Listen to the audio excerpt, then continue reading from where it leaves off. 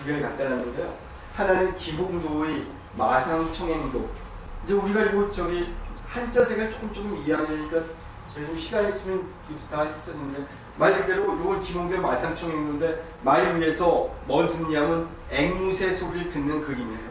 여기 앵무새가 어디쯤에 있네. 마상청행도. 자, 이거는 원나라 조홍이라고 하는 조명구의 손장가 이래. 이 사람이 협탄유기도라고 하는 그림이에요. 말 그대로 여기는 끼격자에 활을 띠고 말을 타고 노는 그림인데, 이 장면은 거의 뭐 패러디에 가까울 만큼 유사하죠, 그죠? 뭐 이렇게 말을 가고 고개를 뒤로 돌려 있는 모습 거의 비슷해요. 그런데 이런 그림은 왜 이렇게 나왔냐면, 조선시대 저 아래쪽에 제가 설명드렸는데 상고주의, 그러니까 옛 것을 숭상하는 수망하는 태도라든지 모화 사상 때문에 이것이 나왔어요. 그래서 저런 것이 어떤 그 화인으로서 또는 작가로서의 자기 정신이 없어서라기보다는 이 조선시대 때 문인 화가들의 수행 과정으로 저런 것들을 많이 모방해요. 방장이라고 그러거든요. 여기에서도 과연 협탄유기도나 마상청도 둘 다 묘품으로 불리자는데, 여기서 우리는 어떤 걸 들을 수 있을까요? 보이지 않는 것, 그걸 들을 수 있는 자, 그대는 영혼에 도달하리니 다시는 목마르지 않을 것이다. 이런 우파니샤드한 구절이에요. 우리 들리나요? 꾀꼬리 소리가. 인생의 이 한가하고 정말 쾌적한 그날, 어린아이 때 느꼈던 그 봄날 같은 쾌적함, 또는 모든 숙제를 끝내고 한가롭게 걸어갈 때 그 느낌들을 찾을 수 있는지, 또는 사냥을 마치고 활을 적당히 옆으로 끼고 말을 타고 오면서 저 먼 말치를 바라보는 그 유유자적함, 이런 것들이 우리 속에 좀 찾아와줘야 돼요. 그래서 그래야만 우리 마음도 내면적으로 쉴 수 있고 바깥의 바람에도 휘둘리지 않을 수 있는 힘을 얻게 될 거예요. 이것도 또 조명구예요. 그 조명구의 그림이 아주 독특해서, 여기 보면 엄청나게 많은 낙관들, 여기 그림을 이렇게 제가 스캔 받다가 좀 하도 커서 이게 더 옆으로 더 있고 해서 잘랐어요. 이 낙관들 보세요. 얼마나 많이 찍혀 있는지. 뭐 이쪽으로 사방에 찍혀 있어요. 이 낙관은 이 그림을 소장하거나 본 사람들이 막 찍는 건데, 동양화 측은 너무 많이 찍혔죠. 그래서 보통은 뭐 한 군데 찍혀서 뭐 그림 전체를 막 치울 만큼 동양화다운 품격이 사라질 만큼. 다시 말해서 이 그림 속에서 그 당시의 대가들, 이걸 소장했던 대부분의 사람들은 엄청난 정신을 느꼈기 때문에 감동의 낙관을 찍고 저기다가 제자를 붙이는 거예요. 이 그림에 대한 나름대로의 어떤 소회를. 그래서 이거는 그 우리나라에도 좀 알려져 있는 그 청록 산수화의 전모 표본이라고 얘기를 해요. 산수화는 대부분 이렇게 수묵화, 그래서 채색되지 않는 건데도 비해 않는 것이 문인화의 전통인데도 여기 여러 가지 많이 들어가 있죠, 그죠? 이건 그 뭐 산동성 제남 근처에 있는 역성현이라고 하는 곳에 실제 경치가 있다그러네요. 작산과 화부주산. 그래서 작산과 화부주산 각각 뭘 말하죠? 작화, 추색도. 여기서 조명구는 뭘 그려내려고 했을까요? 이게 한 그림에 이게 그림이 넓게 돼 있어서 잘랐는데, 명확하게 그림이 안 보여갖고 산이 있고 나무 있고. 예, 그죠. 이게 크죠 지금. 뭔 그림인지 잘 모르겠어요. 다 그러니까 좀 그러니까 좀 설명하죠. 근데 동양화 특유의, 동양화가 원래 그 당시 물감이 많이 발달돼 있거나 하는 것도 아니고 화선지는 먹이 배어 들어가 있기 때문에 이렇게 그렸는데 여기에서도 각각 독특한 이 그림이 한 장으로 이루어져 있으면 이 배경에서도 뾰족하게 이루어진 산과 둥글게 이루어진 산 이것만 해도 어떤 그 완전성의 구비 뭐 이런 걸 뜻하는 걸 바로 느껴질 수 있겠죠, 그죠? 여기에 감춰져 있는 적당한 거리에 있는 나무들, 일렬로 이렇게 숲을 이루고 있는 것들과 떨어져 있어서 기울어져 있고 세로가 나란히 서 있는 것들, 이런 것들이 다 나름대로의 어떤 코드를 가지고 있는 글이네요. 왜냐하면 조명구 같은 사람은 뛰어난 학자이니만큼 철저히 그 속에 많은 것들을 숨겨놓았던 거예요. 또 요 장면들에서도 나타나는 이 앞에는 전혀 집들은 없었는데 이쪽엔 집들이 몇 채가 좀 보이죠, 그죠?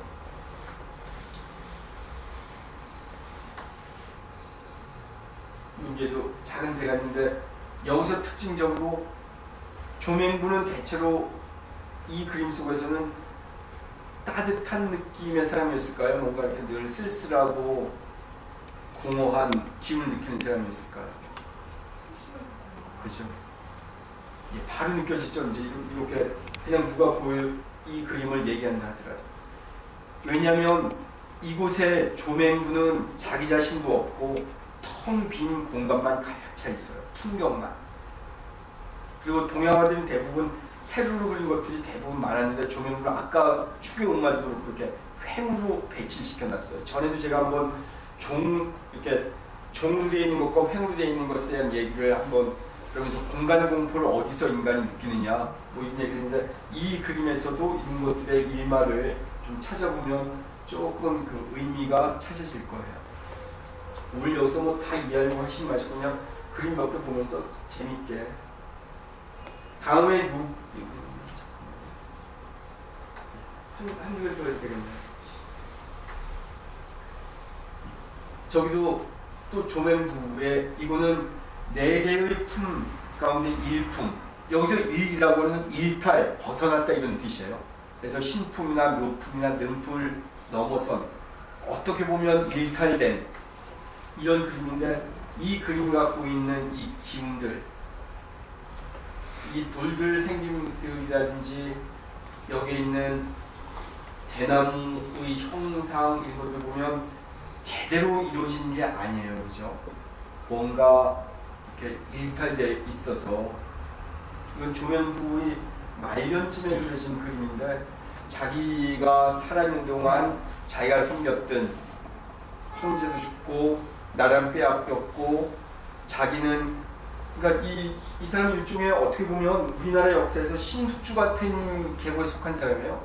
세조가 왕위 찬탈을 했을 때 사육신들 뭐 김종선이 박평영이 다 죽잖아요, 그죠? 막 충무이 절결지키겠다.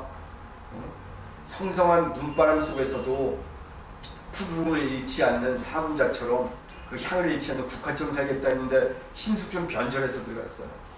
조명부가 이런 식의 삶을 살고 추교 음마들어가거나 아주 교묘한 묘품의 작품을 황제 헌상까지 하면서 꽤 뛰어난 학자로 꽤 뛰어난 고위 관료로 승승장구했지만 말년에 자기 인생을 돌아보니까 이 당시에도 충신들은 다 사실은 같이 공부했던 많은 사람들은 원나라 황제가 불렀을 때 철저히 배격하고 저 남쪽으로 다 내려가요. 그런데 잊고 싶지 않다고. 다는 아니죠. 꽤 많은 사람들이 말년에 가서 이런 자기의 쓸쓸한 소리가 점점 더 구체적으로 드러나는 거예요. 그래서 좀 전에 본 그 작화추색이라는 그림에 비해서 고시죽석도야말로 자기 말년에 일그러진 내면을 그대로 더 보여주죠. 더 안 예? 더 안 좋다. 예.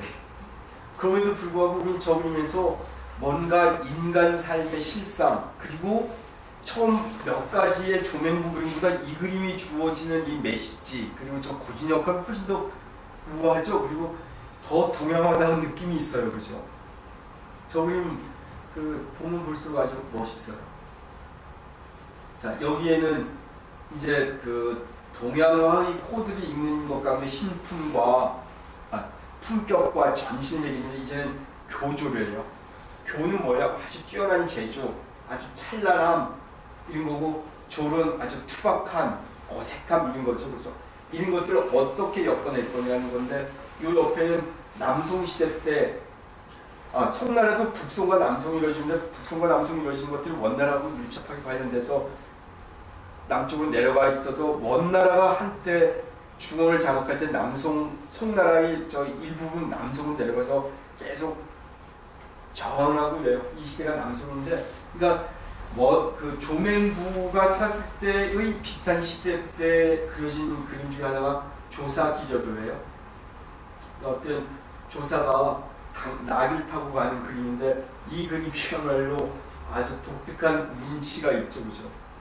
이 그림에서 느껴지는 거는 이제 바로 느껴질 거예요. 이렇게 몇 가지 얘기. 이게 나귀는 이 다리 보세요. 여기에 타 있는 사람에 비해서 다리 굽고 이 나귀는 힘에 겨워 있어요. 자, 이 그림도 사실은 교조라는 걸 보여준다기보다 어떤 놀라운 전신 품격의 교조까지 이루어진 작품이에요, 사실.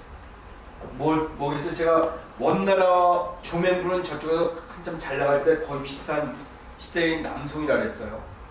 쓰러져가는 송나라의 이 잔존 세력, 패족으로 남아있는 어떤 이 비참함, 비루함, 이걸 그대로 보여주고 있어요.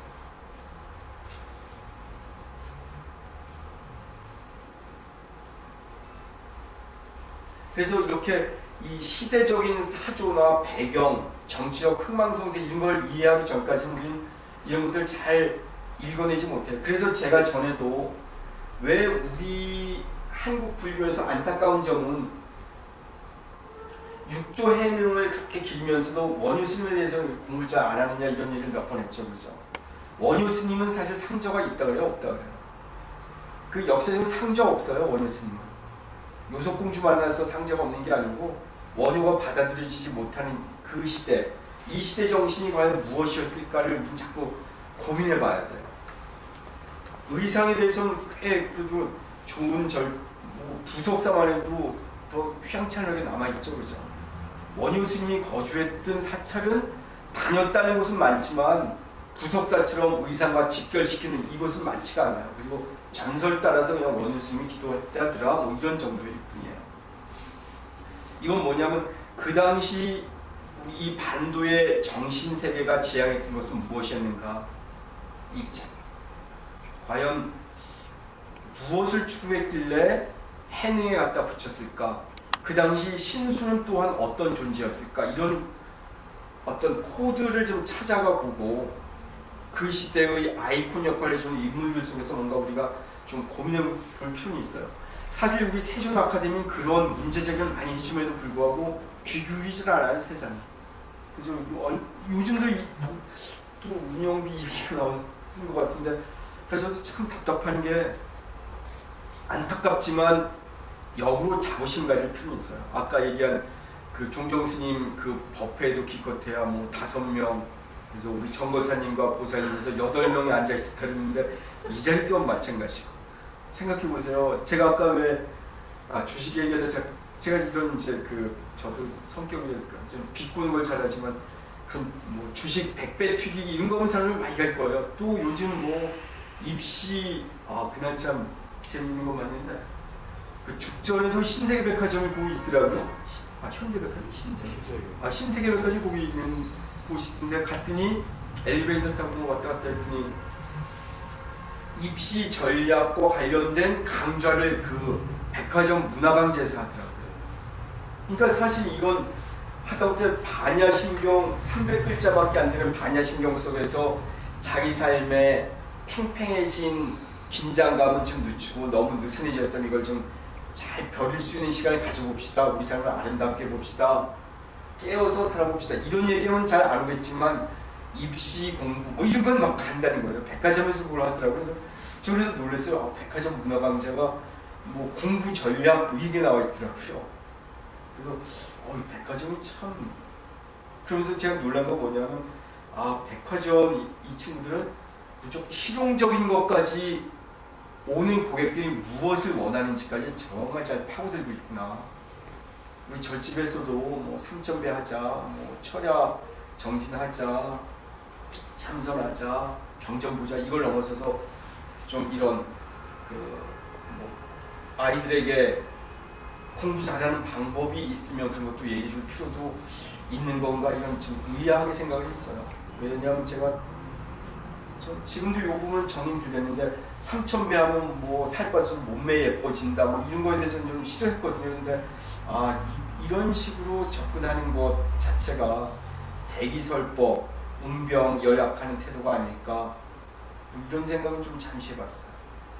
저도 여기 강의 시작할 때랑 지금랑은 제 기본적인 관점이 많이 바뀌었어요. 오죽하면 산신각에서 우리 불교의 핵심적인 모델을 좀 찾아보는 것이 한국 불교의 핵심이 아닐까 뭐 이런 얘기를 했잖아요. 오죽하면 이제는 뭐 이렇게 우리나라 화가들의 그림은 별로 없었잖아요. 아까 좀 전에 김홍도 그림밖에는. 근데 이런 그림 속에서 동양 정신의 핵심은 무엇이었을 거고 중원 중심과 한국 우리 한반도에 있었던 화가들은 어떤 그림을 그렸을까 이걸 자꾸 찾아보는 거예요. 어떻게 갈지는 저도 사실 모르겠어요. 늘 열어놓고 살아서 어떻게 될지. 가끔 뭐 여기 올 때 승복도 잘 안 입잖아요. 생활불교, 살아있는 불교, 감동을 주는 불교 이게 어디까지 가능할지 싶어요.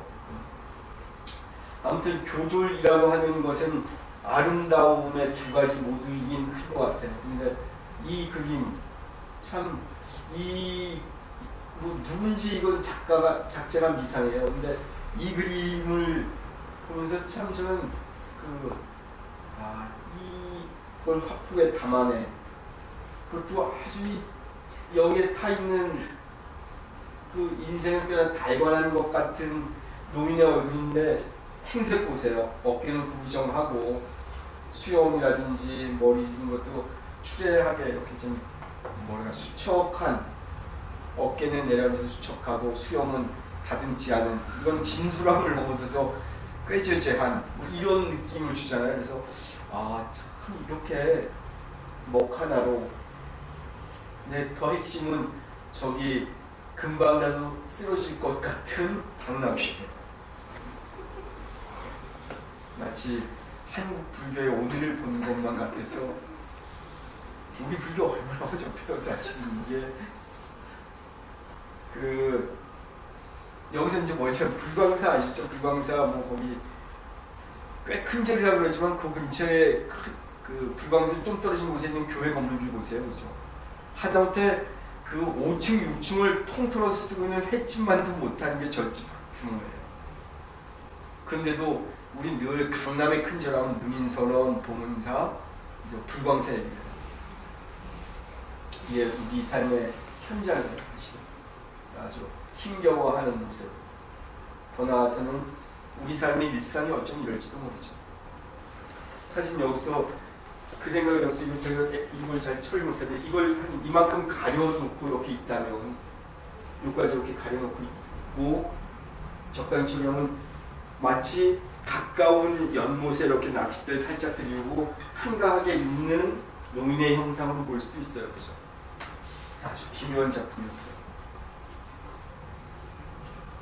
여기에서도 이제 졸과 교를 어떻게 배치했는지 이 졸박감 속에 교묘함이 나타나 있다고 하는 것이 바로 이게 축석도고요.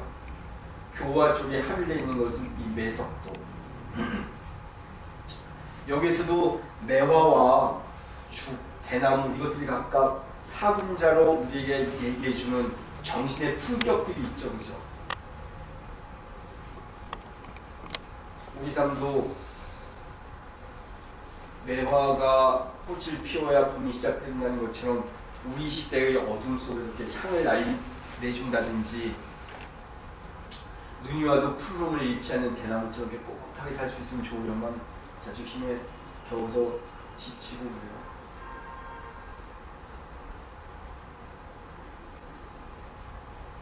아주 특히 요 매석도 아주 문인화답지 않은 화원 화풍의 느낌이 들 정도로 아주 잘 그려냈어요. 이제 우리나라 화가 문인화 윤두서의 자화상, 이건 이제 우리 동양화를 잇는 여러 가지 문 가운데 하나 허와 실, 바로 전에 제가 한번 공과 허의 차이 얘기해 드렸던 거 기억날 거예요. 이 허정한 세계, 공성의 세계와 허정한 세계는 서로 좀 다른 걸 뜻하죠, 그죠? 공은 주로 불교에서만 있었다면 허는 도교적인 느낌으로 많이 활용돼요.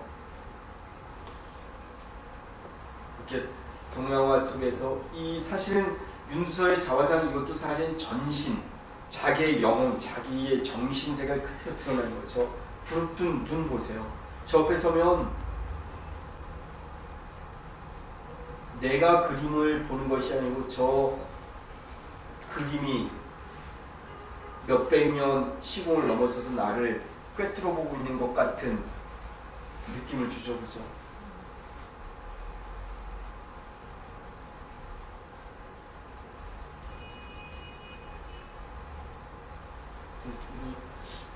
윤두서 어땠을 것 같아요, 성격은?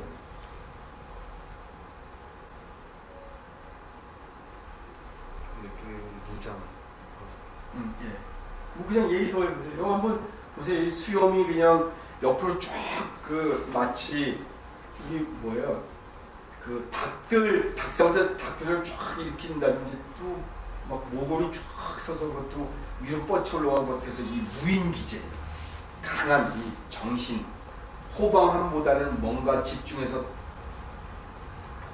호랑이 앞에, 호랑이까지는 아니겠다, 뭐 어디 활을 가지고 뭐 한 마리를 일발필살하려고 하는 것 같은 태도.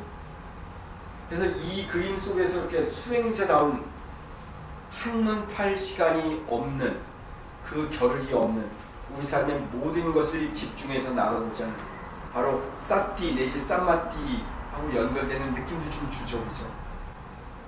이 무장이라고 하는 것, 이 대장부의 이 호방한 기질, 뭐 이런 것들이야말로 삶의 거추장스러운 것들을 걷어내는 그 인상도 있잖아요.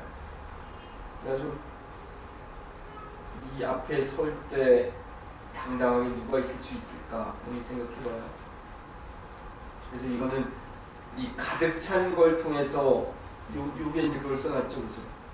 이실전허, 이 가득 찬 화면 속에서 이 화면 너머에, 저 허라고 하는 뭐 이게 텅 비었다, 뭐 이런 거라고 그러나 그 너머에 우리의 이런 육체 너머의 정신성, 이 허정한 세계,